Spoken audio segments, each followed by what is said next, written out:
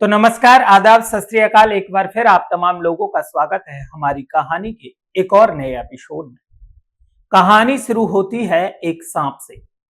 एक ऐसा सांप जो रात के अंधेरे में एक चारपाई के पास चुपचाप बैठा था।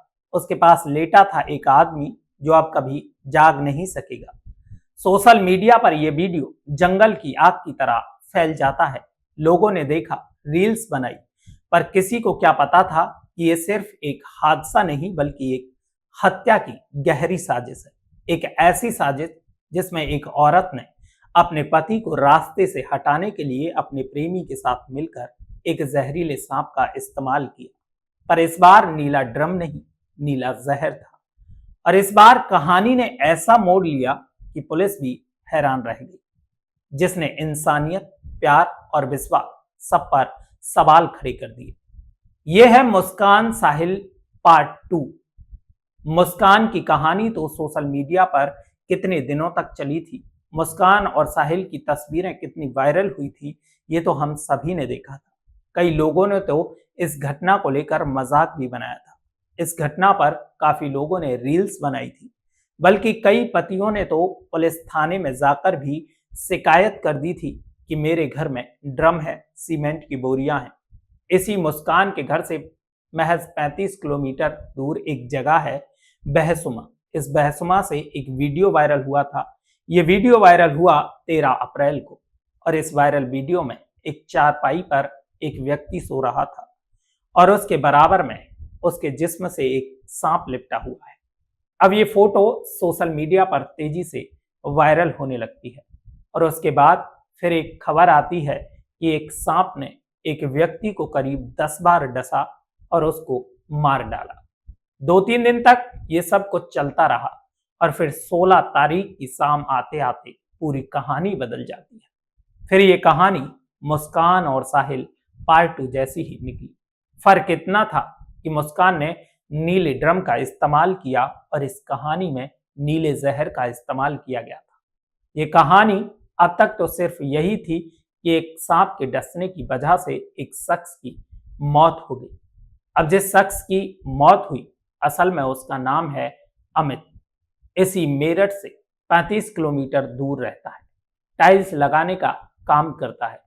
8 साल पहले उसकी शादी हुई। शादी उसकी रबता से हुई। दोनों के 3 बच्चे हैं, एक बेटा और 2 बेटियां। जिंदगी में सब कुछ ठीक ठाक चल रहा था, लेकिन 12 तारीख की रात जब वो सोया और 13 तारीख की सुबह आई तो वो उठ ना सका। पता चला कि एक सांप ने उसे डस लिया है और सांप के डसने से उसकी मौत हो गई है। अब ये बात पुलिस तक पहुंची तो पुलिस ने लाश को पोस्टमार्टम के लिए भेज दिया और 16 अप्रैल को जब पोस्टमार्टम रिपोर्ट आई तो पूरी की पूरी कहानी बदल गई।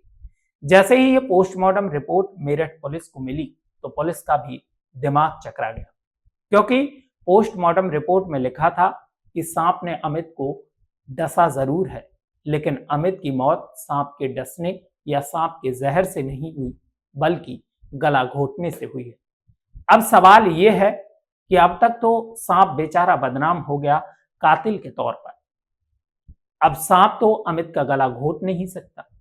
दूसरा, जब कोई जहरीला सांप किसी इंसान को काटता है तो उसका शरीर में बदलाव होने लगता है। या तो उसके होठों का रंग नीला पड़ जाता है, या नाखूनों का रंग नीला पड़ जाता है, या पूरा का पूरा शरीर नीला पड़ जाता है। लेकिन यहाँ हैरत की बात थी कि अमित का पूरा जिस्म कहीं से भी नीला नहीं था। इसका मतलब ये कि जहर उसके जिस्म तक पहुंचा ही नहीं था। तो फिर आखिर अमित का गला घोटने वाला कौन था? कातिल ने बड़ी चालाकी से अमित का कत्ल किया था। उसने प्लान बनाया था कि उसको सांप से डसवा कर मारेंगे तो लगेगा नेचुरल डेथ है, हादसा हो गया होगा। लेकिन कातिल से यहाँ एक बहुत बड़ी चूक हो जाती है, क्योंकि सांप ने अमित को डसा जरूर था, लेकिन तब जब वो मर चुका था। अब एक मुर्दा और जिंदा इंसान में ये फर्क होता है कि जिंदा इंसान का खून रगों में दौड़ता है और एक मुर्दा का खून रगों में दौड़ता नहीं है, बल्कि ठहर जाता है, जम जाता है। तो इसलिए पोस्टमार्टम में 2 चीजें आती हैं, एक एंटीमार्टम और एक पोस्टमार्टम। एंटीमार्टम मतलब ये कि मौत से पहले कोई जख्म या चोट, और पोस्टमार्टम ये कि मरने के बाद कोई जख्म या कोई चोट। अब यहाँ एक इंसान जो मरा है, सांप उसको काट रहा है, तो जब जिस्म ठंडा है, लघु रगों में दौड़ नहीं रहा है, तो अगर वो सांप जहरीला है तो भी जहर उसके अंदर नहीं जाएगा, इंसान पर उसका असर हो ही नहीं सकता, क्योंकि वो पहले से मुर्दा है, मर चुका है। तो फिर मर चुका है तो जहर कहां से फैलेगा?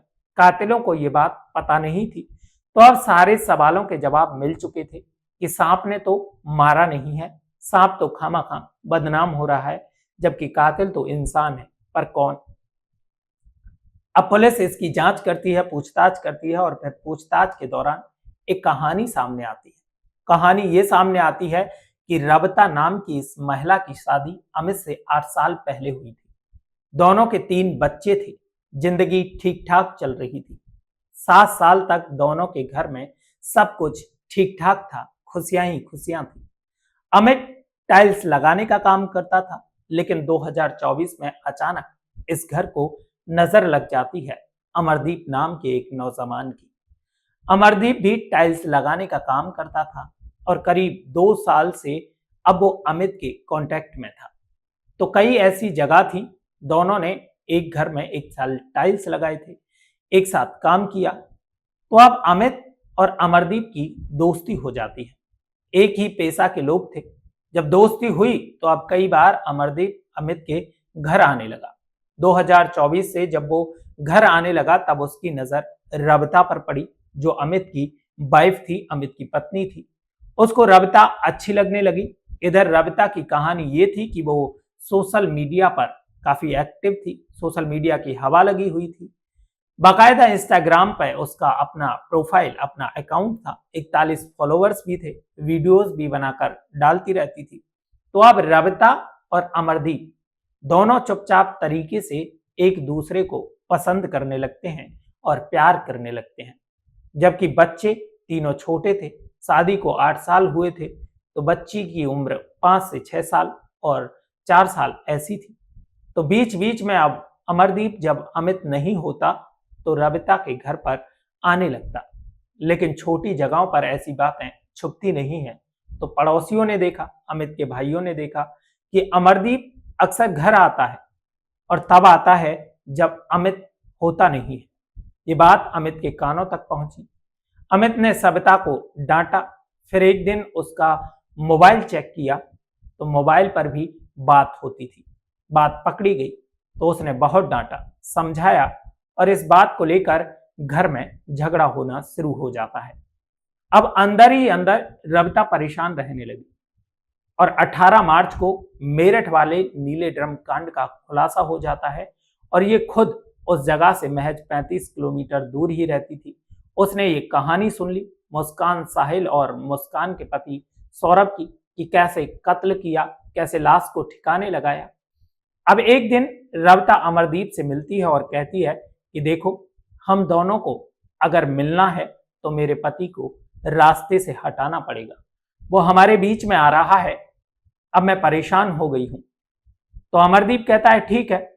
अब वो दोनों प्लान करने लगते हैं कैसे मारे, लेकिन शर्त ये थी कि मौत हादसा लगे, कत्ल ना लगे। कई पहलू से सोचा, फिर ये तय हुआ कि सांप से डसवाया जाए। बात फाइनल हो गई। उन इलाकों में इधर सांप भी काफी मिलते थे, क्योंकि अगर सांप डसेगा तो किसी को शक भी नहीं होगा। तो अब अमरदीप ने 1000 रुपए में एक सांप खरीदा। अब सांप भी उनके पास और जहर भी उनके पास, बस इंतजार था एक मौके का। इसी बीच 12 अप्रैल को अचानक अमित अपनी पत्नी रविता और तीनों बच्चों को लेकर कहता है कि चलो मंदिर चलते हैं दर्शन करने के लिए, शहर से बाहर। सुबह सुबह ये लोग निकले, वहां मंदिर में दर्शन किए। अब शाम को लौट रहे थे घर। तो शाम को लौटते हुए अमरदीप का किस्सा शुरू हुआ और अमित अपनी पत्नी को डांटने लगा। तो रविता को गुस्सा आ गया। उसने रास्ते में मौका देखकर अमरदीप को फोन मिलाया। उसने कहा, देखो अब बहुत हो गया, तुम सांप भी ले आए हो, आज रात ये काम करते हैं। तो अमरदीप ने कहा ठीक है। इसके बाद ये लोग शाम को घर पहुंचते हैं। अमित खाना खाकर रात 9 बजे सोने चला जाता है। चारपाई पर बच्चे भी सो गए। रात के करीब 9:30 बजे रविता ने अमरदीप को फोन किया, बोला सब सो चुके हैं, तुम घर आ जाओ सांप को लेकर। अब अमरदीप थैले में उस सांप को लेकर घर पहुंचता है। इनका इरादा यह था कि उस सांप को सोए हुए अमित पर छोड़ दिया जाए और ऊपर से कंबल से ढक दिया जाए ताकि वो निकले नहीं। लेकिन तभी रबता को डर लगा। उसने कहा कि ये सांप है, अब पता नहीं कहीं इधर उधर भागने लगे, घर में बच्चे सो रहे हैं, बच्चों को ना डस ले, मुझे ना डस ले, ये तो थोड़ा रिस्की हो जाएगा। या फिर ऐसा भी हो सकता है कि अमित को डसे और उसको कुछ हो ही ना, क्या करेंगे। इसके बाद रबता एक आइडिया देती है अमरदीप को। एक काम करते हैं, पहले इसको गला घोट कर मार देते हैं, मारने के बाद इस सांप को इसके नीचे थैला खोलकर छोड़ देंगे, ऊपर से कंबल डाल देंगे, सांप कहीं भागेगा नहीं, कहीं ना कहीं डसेगा ही और सुबह सबको यही पता चलेगा कि सांप ने डसा है। अमरदीप को भी ये आइडिया पसंद आ जाता है। इसके बाद रात को ही रबता अपने पति के दोनों हाथ पकड़ती है, अमरदीप उसका गला दबाता है और थोड़ी देर में अमित की मौत हो जाती है। जब अमित की मौत हो गई और उनको यकीन हो गया तो इसके बाद वो एक कंबल लेकर आते हैं और सांप के थैले का मुंह खोलते हैं और उस थैले के मुंह को अमित के कमर के नीचे डाल देते हैं और फौरन उसके ऊपर कंबल चारों तरफ से पैक कर देते हैं। इसके बाद अमरदीप अपने घर के लिए निकल जाता है। अब सुबह होती है। सुबह रबता अमित को उठाने का नाटक करती है। जब वो नहीं उठता तो फिर वो शोर मचाती है। अमित का भाई आता है, कंबल हटाता है। कंबल हटाता है तो सामने सांप, सब डर कर पीछे हट जाते हैं। उसी वक्त लोगों ने वीडियो बनाया और उसी वक्त की ये तस्वीर सोशल मीडिया पर वायरल हो रही है। अमित लेटा हुआ है, सांप भी पास में, और जब अमित को देखा जाता है तो वो मर चुका था। तब अब पूरे घर में मातम पसर जाता है। कुछ लोग पुलिस को खबर देते हैं, फिर पुलिस आती है, लाश को मुर्दा घर भेज दिया जाता है पोस्टमार्टम के लिए। पूरे गांव में यही था कि सांप के डसने से मौत हुई है।